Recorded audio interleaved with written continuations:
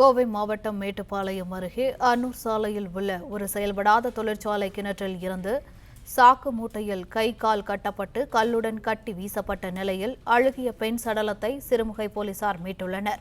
இதுகுறித்த கூடுதல் விவரங்களை எமது செய்தியாளர் நேசராஜ் வழங்க கேட்கலாம். வணக்கம் நேசராஜ், இதுகுறித்த கூடுதல் விவரங்கள். வணக்கம். கோவை மாவட்டம் மேட்டுப்பாளையம் அன்னூர் சாலையில் கோபி ராசிபுரம் பகுதியில் செயல்படாத தொழிற்சாலை ஒன்று உள்ளது. தற்போது அந்த தொழிற்சாலையை திருமண மண்டபமாக மாற்றும் பணி நடைபெற்று வருகிறது.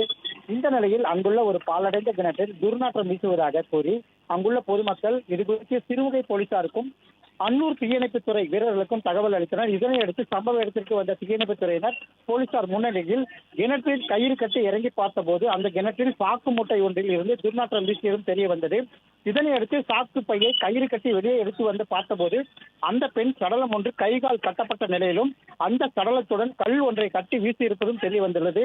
இதனையடுத்து போலீசார் விசாரணை செய்து வருகின்றனர்.